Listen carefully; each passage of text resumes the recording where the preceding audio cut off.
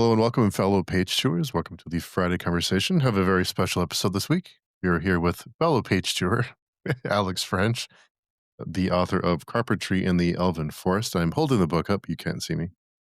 But Alex, how are you doing? Great, Steve. Thank you. Um, Excited to finally have a book out after all these years of trying.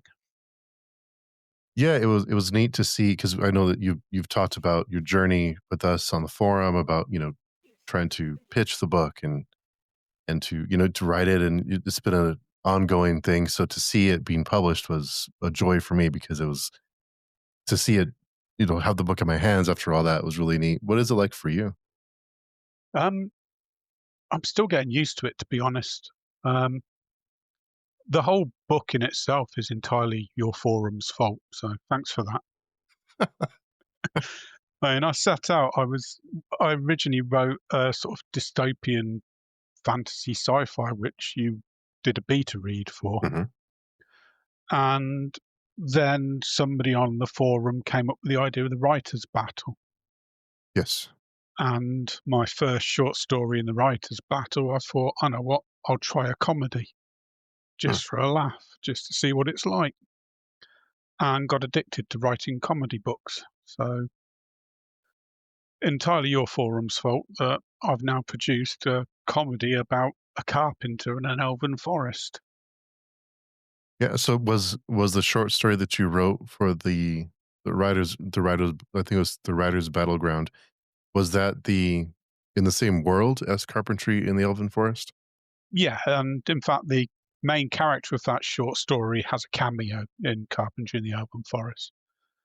And he's going to have a cameo in quite a few books, but I am planning to give him his own novel soon.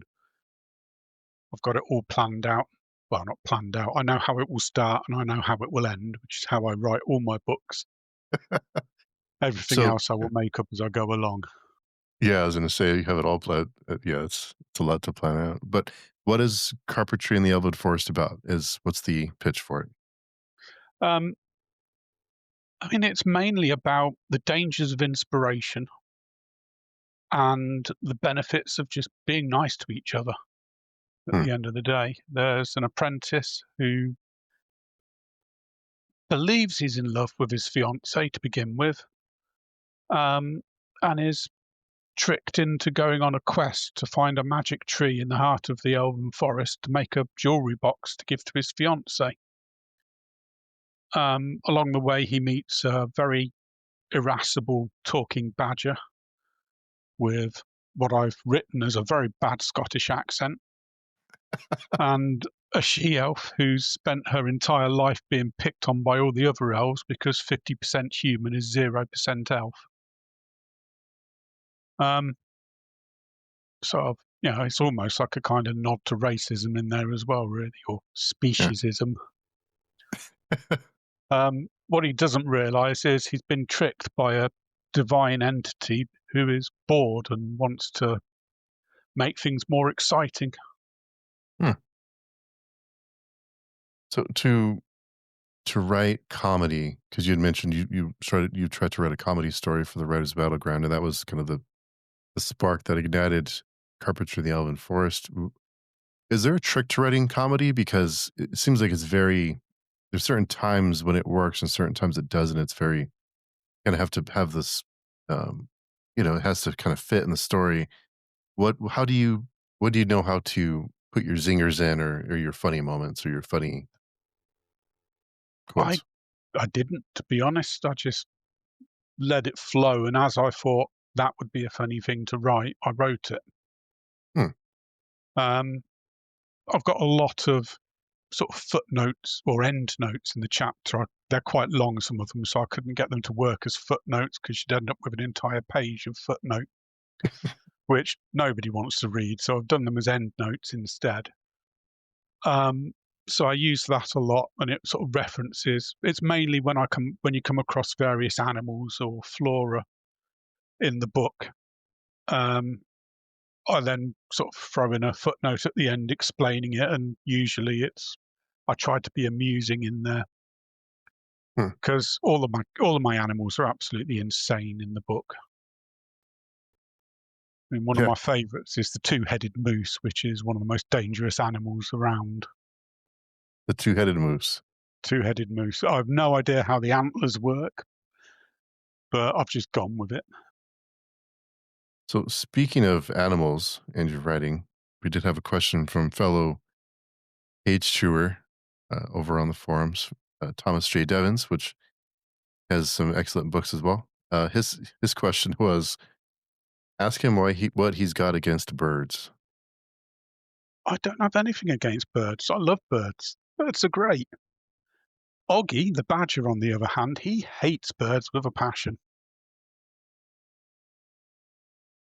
Um, there's no real reason to it. It was just funny things for Oggy to say because I found I could come up with sort of like 4 or 5 very quick and easy bird-based puns. Oh, gotcha. Okay. Yeah, it seems like you made an impression on Thomas already. Hating birds. So for comedy, what are some of your favorite comedy movies or books? What, as a reader who hasn't started the book yet, what are the in for? What would you compare it to other media? Well, there's probably a lot of Terry Pratchett influence in there. He's close, probably is my second favourite author. Um, that's why I'm doing a podcast with Varsha, who's also from the forum, where we're reading through all 50 odd Terry Pratchett books in release order. It's only going to take us about 4 years. Yeah, we have a few projects going on that are going to take a few years. Yeah.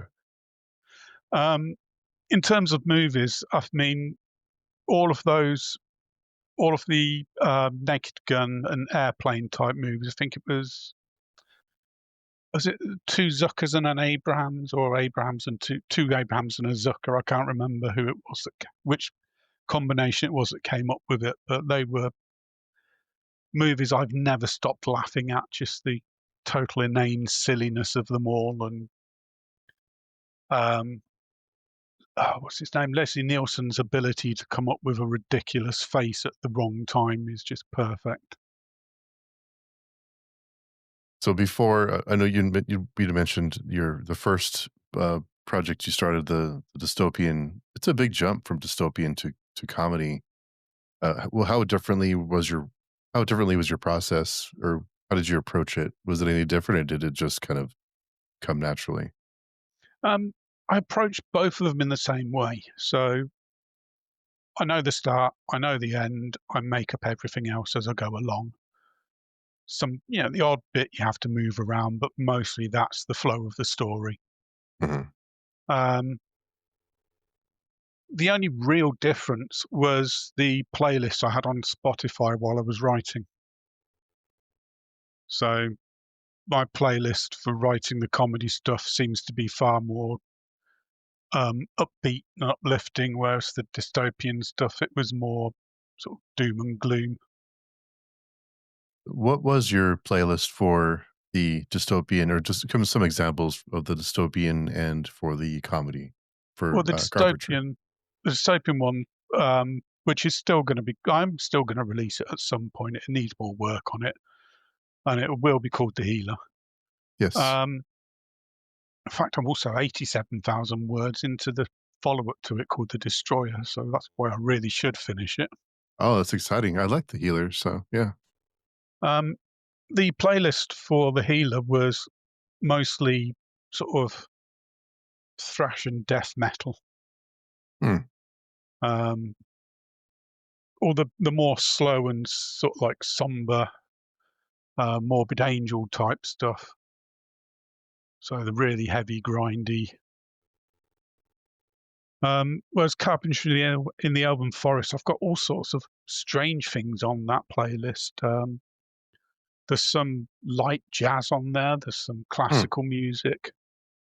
Um, there's a silly, ridiculous song by a YouTube channel called Bad Lip Reading, where they do bad lip reading music um, set against films. So it looks like they take a scene from a film. It looks like that's what the characters are saying as they go along to the song. And it was one about seagulls that was being Oh, sung by Yoda.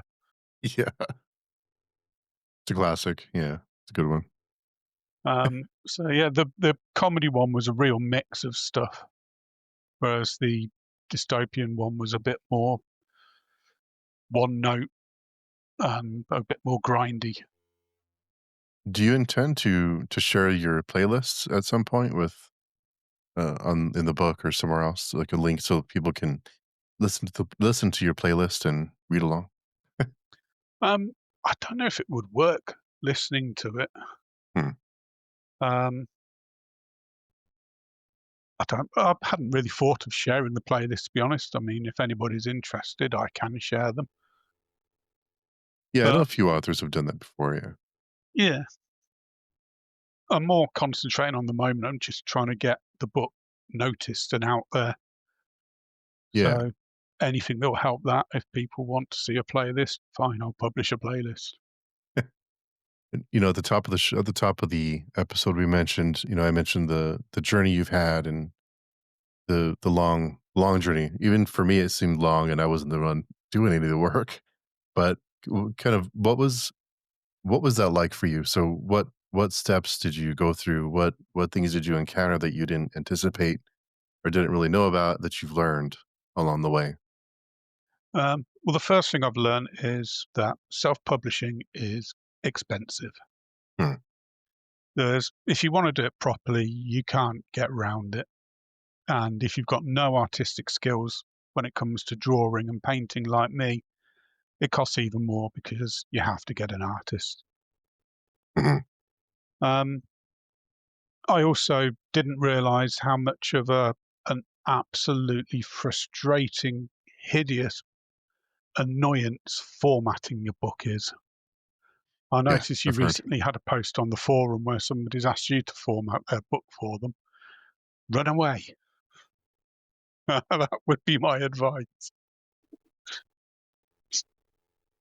I downloaded a Word template from Amazon for the um, formatting, and somehow ended up with random double spaces and Hmm. carriage return line feeds at the end of sentences where they shouldn't have been. So my first few printed check copies and my first draft of the ebook, you'd have a line that just suddenly stopped partway through and then started up again on the next line with a big space in front of it. Hmm.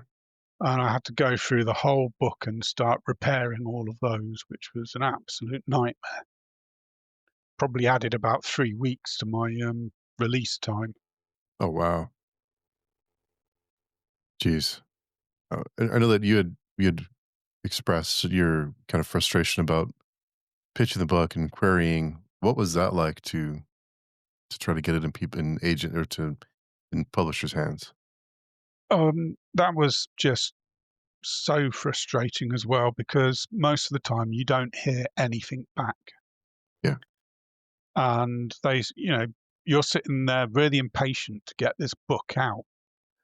And my original desire was I'm going to get this traditionally published because in my head at the time, that felt like the right way to publish a book because I hadn't really looked into the independent publishing scene at the time. Mhm.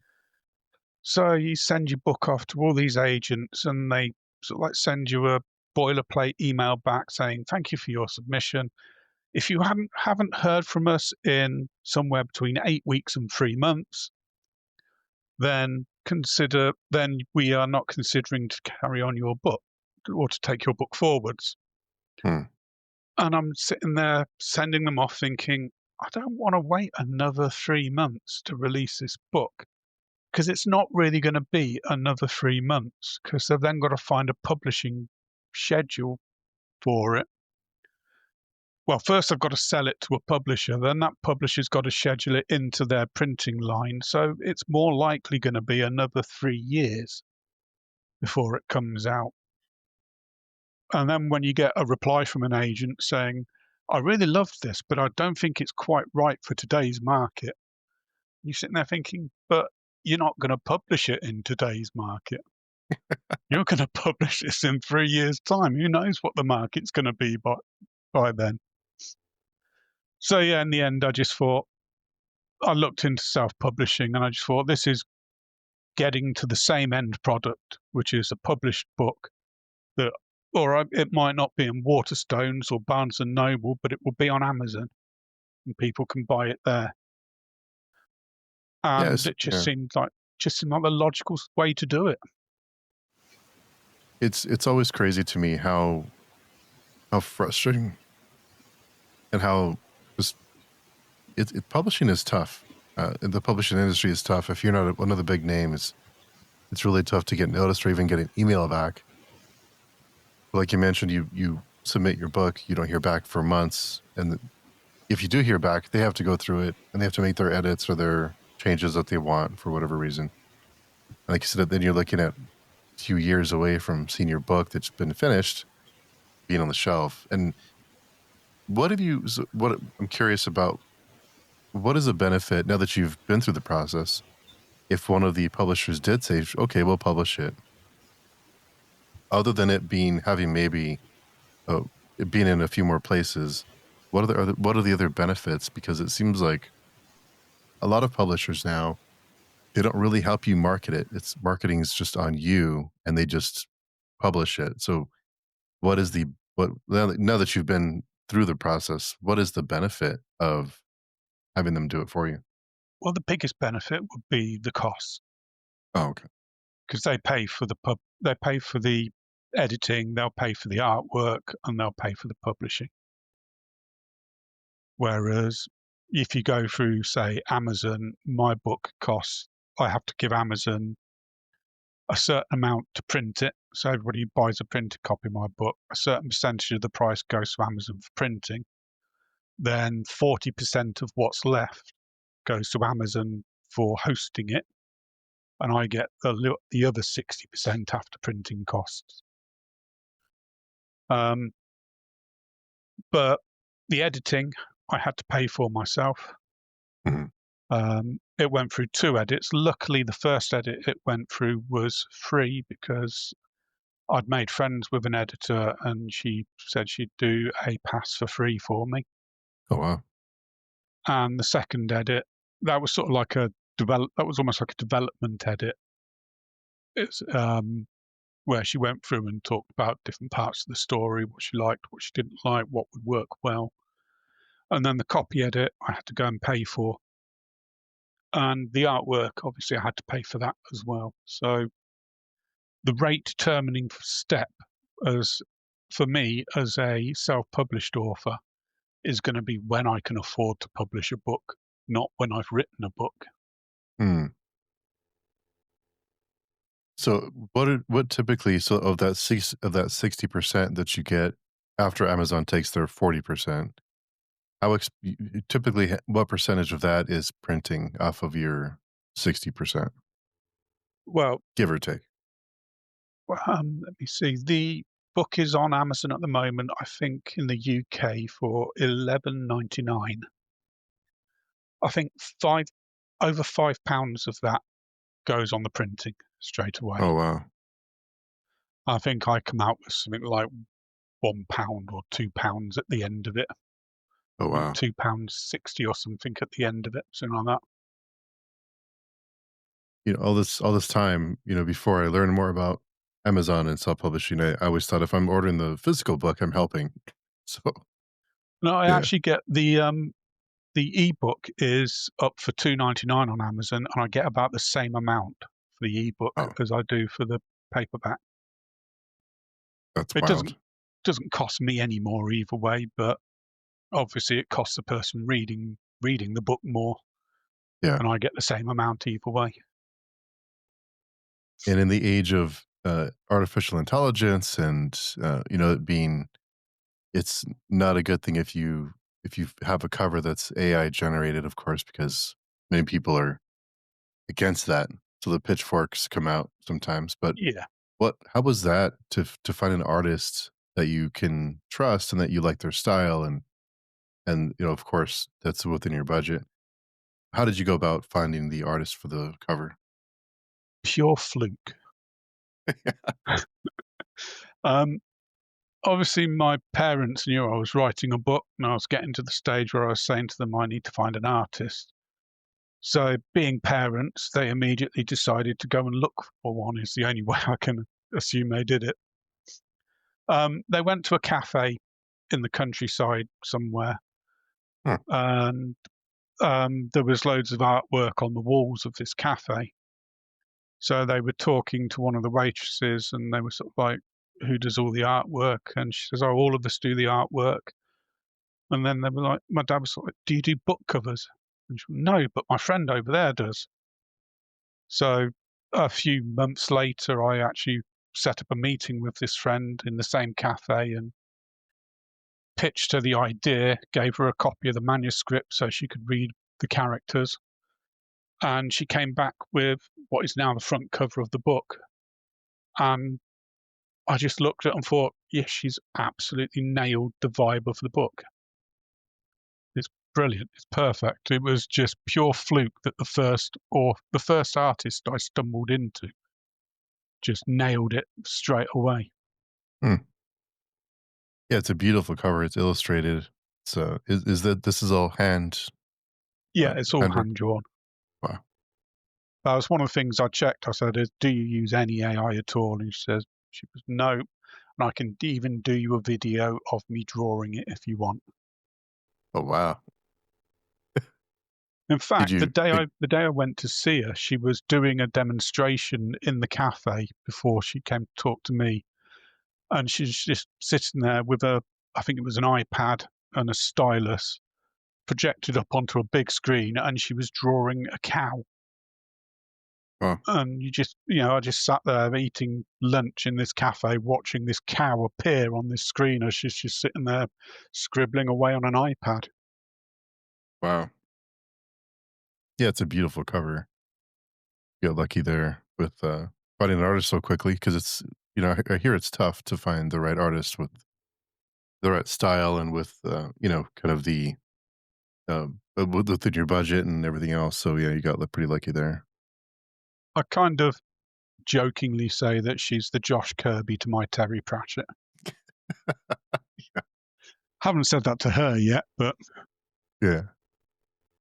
Are you gonna have her do the cover for the next book? oh, definitely. I've already started. I don't know if I'll use her for the dystopian ones. I'll have to have a talk to her about that and see if she can come up with something for that. But the one I'm currently writing is another one in the comedy world, Mhm. based around one of the characters from Carpentry in the Elven Forest. He was a bit character who runs the troll police force. He's going to leave the troll village he lives in, and he's going to go to the troll capital city where he's going to become a private investigator. Natural progression, right? Yeah. And I'm trying to do it in a bit of a Raymond Chandler-esque style as well. So you get lots of his internal narration throughout the book. Hmm. Yeah, I think it'd be because I think it'd be a big change for the dystopian book for the healer for the same artist, but maybe she could has some ideas. Yeah, I mean, I'll go and talk to her about it first, but it may be that we both agree that it's just not right for her.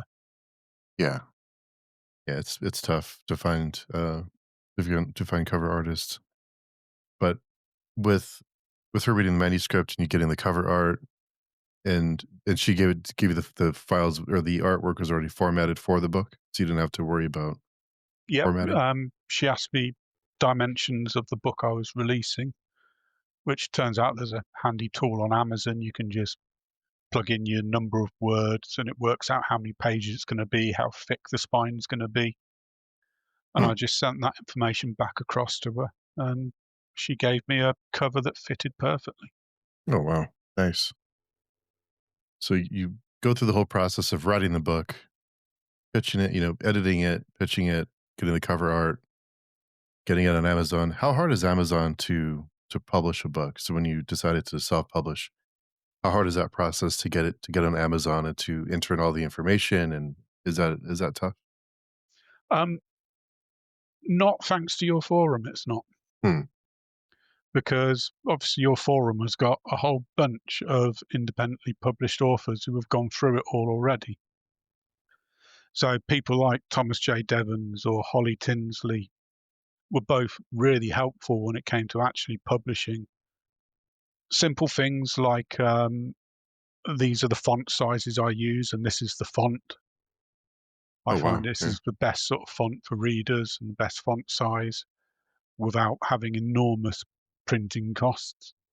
Hmm. Um, Holly was a great help with the tax form because you have a tax form to fill in, and I was just looking at it thinking, I have no idea what I'm supposed to do with this. Yeah. Sounds like something I So would say, yeah. there's all sorts of little things like that. It never even occurred to me to fill out a tax form, but obviously Amazon's a worldwide company. Some places do tax books. I know that I Mhm. don't think America does. The UK certainly doesn't, but I think Sweden, for example, taxes has a tax on books. Hmm. Um, so yeah, you have to fill out a tax form. You have to declare that you're not a US citizen on that tax form, because I think you all do your own taxes in the US, don't you? Yeah. Yeah, we have it slightly differently in this country, where the company that employs us sorts most of our tax out in terms of money coming in. That would be nice. It certainly saves us a headache once a year. Yeah. Um, I also found out other things like I have to earn £1,000 before I have to declare it for tax. That's not going to be an issue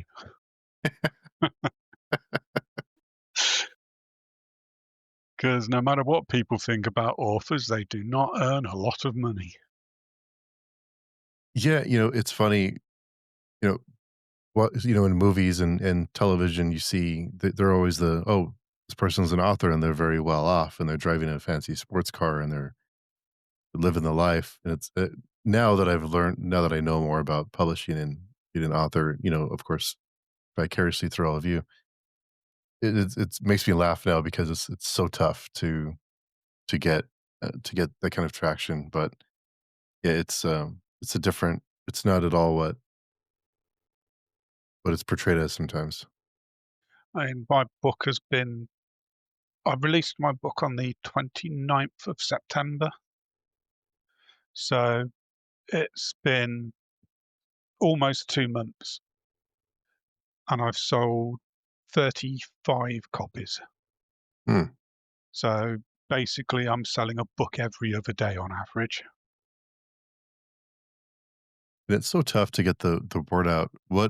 How do you or do you have a marketing plan, or because everyone seems to have different ideas on the best route to take and the best things to do, and so what has been your approach, or what are things that you're trying or considering trying to get the word out? Mostly, I've tried making my own videos. I have one successful video I managed to make, which I did on my phone, in fact, using an Instagram thing where you can take an image and start zooming into bits of it. And Hmm, basically, it's just the same image all the way through, but I'm just zooming in on each character and throwing a name on them, and got some music from a free music site to play in the background. hmm, Um, or I got the artist to do some pictures of characters as well, which she did for me. So sometimes I'll throw one of those up on social media with a speech bubble saying something I think is witty and in line with the character, but anybody who hasn't read the book is probably going, I have no idea what that's talking about. yeah, Um, it took me 2 or 3 adverts before I remembered to religiously put the link to the book on the advert, not adding another chat or a comment afterwards with the link on saying, oops, forgot the link again. yeah,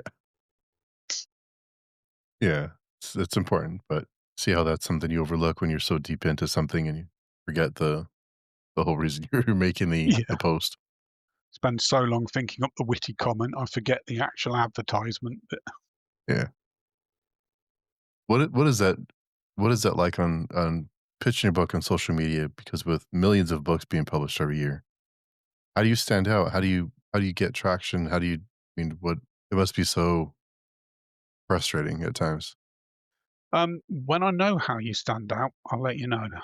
Yeah, yeah, it's tough.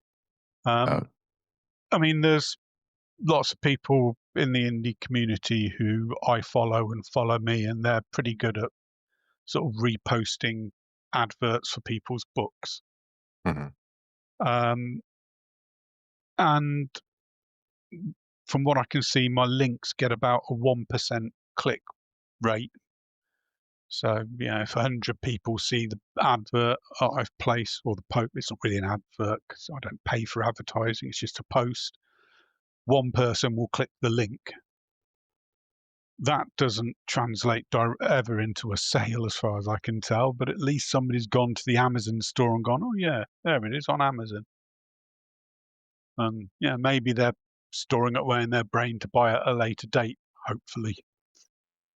Yeah, it's the amount of time it spends to or the amount of time you take to create content to post on social media, the amount of people who will see the posts, the amount of people who will click on that link, and then the amount of people who will buy the book, it's shrinks down and down and down no matter who you are. So it's there's a lot of time investment there. Do you have a certain amount of time that you handle or that you kind of devote to social media stuff, or do you just kind of do it until you're done? I generally just every couple of weeks, I think, "I haven't advertised the book in a while, I should stick something up on the social media sites." Yeah. I'm not great at it. Yeah. I've talked to a lot of authors who say, well, I devote 5 hours a day to social media, and I don't know that it really helps all that. I mean, I don't think, like you said, I don't think anyone has the formula down. Where are they finding 5 hours a day from? I don't know. I don't know. I've talked to a few people who they spend hours and hours, and I don't know where the benefit is when you have another book to write. There's a YouTube video I found recently, and I've been trying to get this author on the podcast to talk about it, but their their strategy is to continually publish books. So their publishing strategy is if they publish a book and then they announce the next book, like the pre-order date or like the people can see the listing, then Amazon boosts their next listing and their current listing, and the algorithm is supposedly going to help them out. That's their promotional plan. So yeah, there's lots of different ways that everyone has ideas and theories, and they have their big board with the strings on it, and they have it all figured out. So I mean, I can't like I said earlier, the rate determining step for me to release a book is when I can afford to release the next book. Um, I mean, just to give you an idea, Reedsy, who are a big sort of like company, as far as I can tell, who try and sell, uh, they're a sort of like a hub for editors and artists, for book writers to go and find. They run adverts that I see all the time because various algorithms have picked up that I'm an indie published author, hmm, and they talk about how much it would cost to self-publish a classic. And they sort of like pick a classic like, I don't know, Rebecca or something like that. And they'll say, this has got 300 and, well, maybe not that many, 178,000 words in it. And it's this genre. So to get this fully published and released will cost £9,000. And I'm sitting there thinking, nah, nope, never. If it was £9,000, I still wouldn't be released today. Um, it cost me just short of £2,000 to release this book, and I had to save up while I was writing. I mhm, originally thought I was saving up to release The Healer, but obviously that didn't happen because this book became more insistent in my head, and I think was a better book. mhm. Um, but yeah, it cost me just short of £2,000 for the editing and the artwork. and the sample copies as well, which was a cost I hadn't thought of before. Oh, right, yeah. Because you have to buy your sample copies, because the sample copies you get at cost. So basically, you only pay the printing on them. Oh, okay. So But are yeah, those books that you can use locally that you can so the books that you paid just a printing cost for, what are those used for? basically just so you can go through them and Hmm. find all those formatting mistakes you've made. Did you find Um, any when you went through yours? oh yeah, there's loads. Um, Helpfully, Amazon print not for resale in a grey line across the middle of your book, just in case you might get confused and want to give away a sample with hanging paragraphs and the odd spelling mistake in it that you didn't pick up before. Hmm. Yes. So the books that have not for resale, can you give those away to people, or what Well, were I those have. used? You have, I yeah. mean, I, at the end of the day, I've paid for it. It's mine. I haven't resold it. I've just given it to somebody. So I don't think I'm breaking any laws or rules there. Yeah. Yeah, it's, so much involved in publishing, and it's the business side of it seems like it's more time consuming than the writing side sometimes. I mean, Carpentry Elven Forest took me, I think, about 2.5 years to write, which was, well, in my head, that feels quite quick to write Yeah. a book. It's 116,000 words. It's 400 odd pages. It's quite big for a first book, apparently, and it's quite big for a comedy. But, so I was sitting there thinking, 2.5 years, that's not bad. But I was talking to a romance author a while ago, and she said that she's been writing for 2 years and has written 118 books. 118 books? Yeah. And I don't understand how you can write 118 books in 2 years. That's a book every sort of like 3 days or so. 118 books. Wow. Yeah, I don't know how that happens. Uh, AI That's maybe? probably I about a don't book a know. week. Yeah, that's insane. Even just getting each one edited and getting the cover done seems like it'd take longer than a week or a few Yeah. days. And my copy editor took about 3 weeks to do two passes. So she did the first pass, sent it back to me. I went through what she'd done, sent it back to her, and then she did a second pass just to finish it off. And that took about 3 or 4 weeks for both passes. Wow. The development edit at the start took about the same. When they edited when they gave you back the edits, was there anything that they suggested that you didn't agree or that you didn't, other than spelling and grammar errors and things like that? Story-wise, Um, was there anything that they suggested that you didn't wanna change? there was one bit the copy editor mentioned that I rarely, I can't think of the term now. I rarely use things like can't and don't. I always use cannot and do not. And she took out something like 1,000 words, just changing those. And she was like, people don't speak like that. And I was sitting there thinking, well, I could make the argument that one of my characters, who's a butler, probably would speak like that. But then I thought, I'm quibbling over the wrong thing. And I think I should just accept that she's probably right on this and just go with it. Yeah. Um, there was an unofficial development edit by the author Holly Tinsley because she was one of my beta readers for this. And she started off just doing a beta read, and apparently she just ended up doing a development edit because she was enjoying it so much. But there's one bit in the book where I'm describing the view from the top of a very big hill. And the comment I got back from her was, "This is just word soup. You need to sort this out." And that was one bit I did disagree with. And I was like, no, it's deliberately like that because it makes me laugh.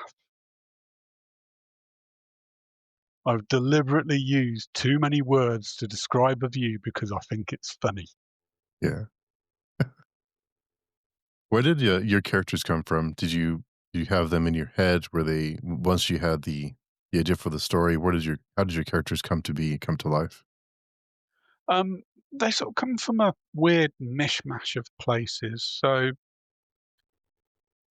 the main character, Jeff, I just wanted somebody fairly plain and unassuming. Um, for some reason, I've always had this idea of an angry badger with loaded with sarcasm for a book, so he was a shoe-in. The elf, I needed somebody who was sort of like almost slightly needy for companionship to try and make the dynamic work. And then obviously I needed he's not really a villain, but I needed a protagonist. So I came up with the idea of this divine creature who's a sort of a force of pure chaos and called him the gentleman because that just seemed to be the right thing to do. And then have his sister who's trying to stop him, who's almost like the source of all practicality, called the Deep Dark, because that makes her almost sound like she's the traditional villain when she's not really. What are some w- how did your characters did they come as the story came, or did you come up with the characters and then plug them into the story? Some of them came as the story came. So there was always going to be Jeff because he's the main character. It's his quest that they're going on, and there was always going to be the Badger and Amber. Um, the Gentleman and the Deep Dark were invented as I wrote the first chapter. Hmm. So the first chapter is a bit of world building where I've talked about how the creator creates a world and the creatures he's creating aren't working out very well. So he creates two polar opposite people, the gentleman and the deep dark. One's chaos and one's order. And by taking a line between their ideas, he can come up with creatures that actually make sense. Hmm. So they were invented by the end of the first chapter. And at that point, it was obvious that they were going to be the divine entities that are messing around with my main characters. Um, all the other characters, as you come through, are either ones that were from um, short stories, like The Battleground, Mhm. where I've got people like Clanrier Clanson, he's an oddball. He's the greatest swordsman ever lived, but nobody knows where he comes from or why he's hanging around with a giant called Frank. Um, and then there's Thomas, who's going to be the star of the next book. He came in because I needed something to happen to Amber, so I decided to have her arrested for crimes against trolls. So that's where Thomas came into it. Hmm. One of the other characters that joins them on the quest is a character called, it's not really a spoiler, is it a spoiler? I can't think if this is a spoiler or not now, because I don't hide it in the book, but there is a character called Duke, and he is another character who's changed form. Hmm. And he came around to plug a gap in the plot, basically.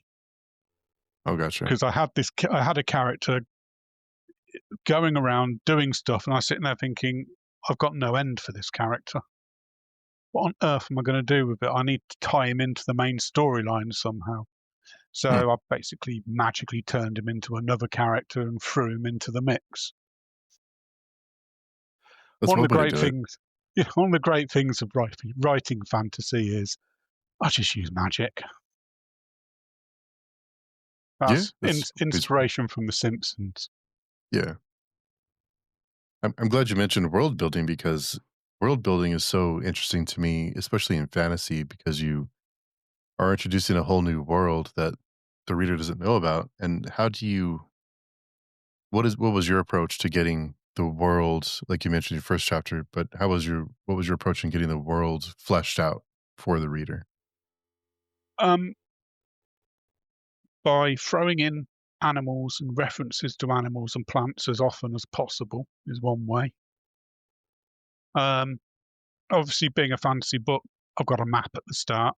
Hmm, It's not the full map, it's just the map of what happens in this particular story. Um, but yeah, I mean, I've written a lot of short stories based in this world now as well. And so the world buildings come about through those short stories as well. The races I'd always pictured in my head in particular ways. So troll society is based on intelligence. The more intelligent you are, the higher up in troll society you will end up. And in my world, there's some very clever trolls out there. Same with well, not the same with orcs. Orcs, in my head, in order to get away from the usual fantasy tropes, orcs are like the crew of the Death Star, or the ranking officers in the Death Star, or the voice of Shere Khan in the Disney version of the Jungle Book. They've sort of got these very clipped British accents, and they're yeah. all sort of like all sound a bit like Star Wars Imperial officers. Elves are just snooty. Um, they've got so into their own power and grace and brilliance that they just look down on everything now, and they've become almost decadent fops. And humans are largely just muddling along, not sure what the hell they're doing half the time. And then I've thrown goblins in there as well because I needed something that was the root of all evil. So goblins are sort of like the real sneaky evil. I think at one point an elven ranger says that there's an old elven saying, if you're preparing for a fair fight with a goblin, you're already dead. Nice. So that's sort of how the races took form in my head, and then it was just throwing it down on paper as I went along. Hmm. Seems like a daunting task at times to build a whole new world for somebody, but also it gives you a lot of freedom to do what you want to do with the world and just explain away magic for the rest of it that you don't have Yeah, an explanation for. and I do have a footnote as well describing the four types of magic that exist on the world. Hmm. Um, my favourite of which is adrenaline magic, which is the more adrenaline you build up, the more powerful your spell will be. And I just love the idea of these wizards sort of like inventing parachutes or something and throwing themselves off the top of cliffs to try and cast a spell. What if yeah, somebody has. Yeah. There's always ways to explain things away, but it's a lot to remember to have all the different characters in the world and personalities and everything else. So it's a lot to juggle all at once. Yeah, and that's another thing I don't do is I don't tend to write much of it down. Mhm.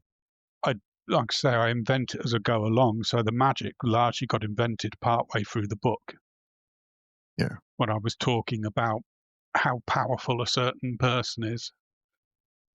I was sort of like, I better explain why they're powerful and what this all means. So all of a sudden, there's an end note talking Mhm. about the four different types of magic. And earlier you mentioned Pratchett is your second favorite author. Who is your favorite author, and what are some of your favorite books? Well, my favorite author is Tolkien. Um, My mum first read The Hobbit and The Lord of the Rings to me when I was about 5 years old, Hmm. and then I just kept reading them over and over again, and then I found things like the Silmarillion and all his other stuff, and then the stuff he did with his son, and then the stuff his son carried on doing, and I just got totally lost in Middle-earth and just kept reading it all. Um,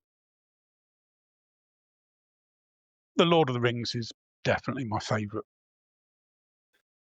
Um, then, of course, there's Terry Pratchett. There's also other comedy ones like Tom Holt, who did a lot of books. Certainly, I'm not sure what he's done recently, but when I was reading him a very long time ago, he was writing about sort of like mythical people in modern day society. Hmm. So one of my favourites is the Grail. It's called Grail Blazers, where you've got a bunch of Grail knights walking around in modern times England, and they can't die because until they find the Grail. And obviously, they haven't found the Grail. They've largely given up at this point. So I think Lancelot is an actor, and Percival is a pizza delivery man, and things like this. Yeah. Um,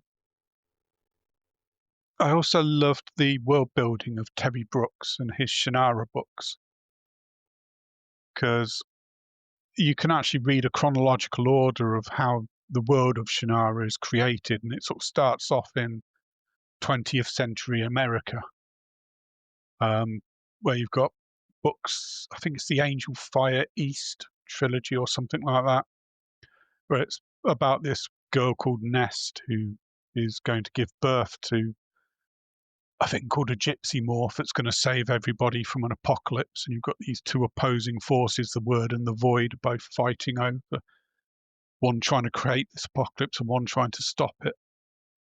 And that eventually ends up in the world of Shannara, the fantasy world of Shannara that you get. And I just love that sort of approach. Hmm. It's Lord of the Rings seems to be the inspiration for a lot of, well, obviously for a lot of authors out there, a lot of readers to, and their introduction to fantasy. So yeah, It's just the classic fantasy novel. yeah, definitely is. I'll get to it one of these years. It's just so much stuff to read. Uh, what are your thoughts on the before I have a couple of questions for you, but before we get there, do you prefer the movies or the book, or how do you feel about the movies, the Lord of the Ring movies? I love the movies. I think I'm not, I've read so much Tolkien lore that I'm just not precious about it in that way. Hmm. I mean, it's the same with the Amazon Rings of Power. I Hmm. really enjoyed it. I was a bit annoyed when they revealed that the Wanderer was Gandalf because, you know, it's only 1,000 years too early, and they had two perfectly good wizards they could have used, because they could have used either of the two blue wizards who did go to Middle Earth at that point, but they decided to dumb it down and go with a wizard everybody knew the name of. Hmm. I don't mind that because I was enjoying the story and it still felt a bit Middle Earthy. But you can't you can't beat the books because there's so much more detail in there. Yeah, I think that's the danger of adapting really classic works like that that have fans that obsess over all the little details, and to adapt it and to change things, you run the risk of alienating the bigger fans. It's just a mess. So it's tough. I think you have to just enjoy it for what it is. That'd be If you nice. just Yeah. if you just keep referencing it back to the books all the time, Yeah. you're just going to miss out on something that's actually not a bad story. Yeah. It's funny you mentioned that. I watched Frankenstein, the Netflix version of Frankenstein last night, and I was really annoyed with the changes they made to the story. But I tried to remind myself it's a different thing. Yeah. Just watch it and enjoy it. But yeah, it's Did funny you how we have pref- those connections.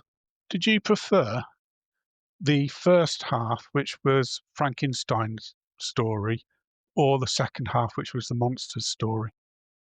I prefer the second half because it Me seemed more faithful. Yeah, me too. And, I think it was just because it felt for me, it felt like the point of view of the storytelling was more natural. Yeah.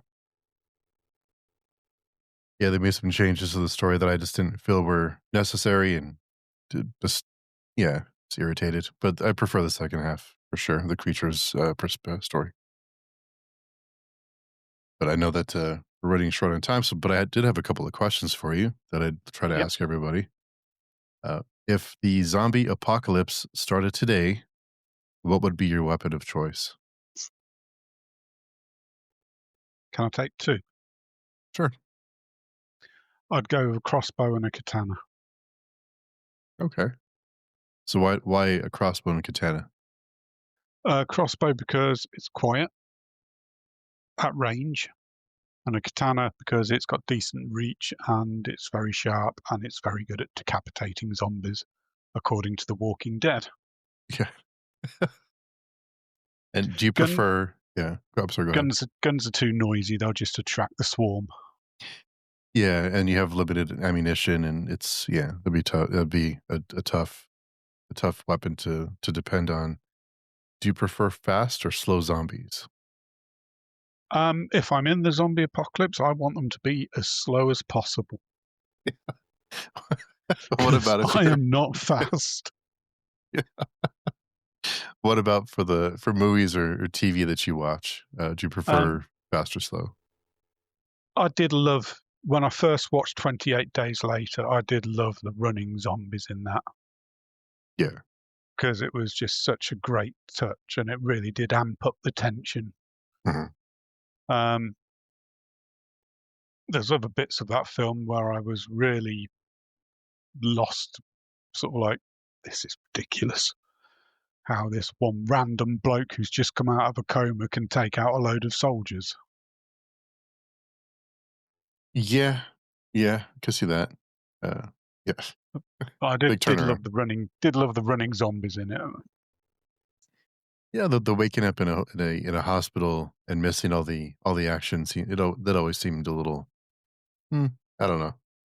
It seemed it's a little too convenient, but Yeah, maybe it's just magic. a wizard did it. Wizard did it. Definitely. One of the other questions I like to ask is, uh, you know, what are some of your favorite family recipes? Family recipes. Um, well, the one I'm about to have, which is a pork and cider stew, that's really good. That's cooking on the stove at the moment. Wow. Um, my mum makes this really nice, not sure what it is. It's got chicken chorizo and sweet corn and some sort of sauce. And then she makes these sort of like fluffy, cheesy fondant things that go on the top. Hmm.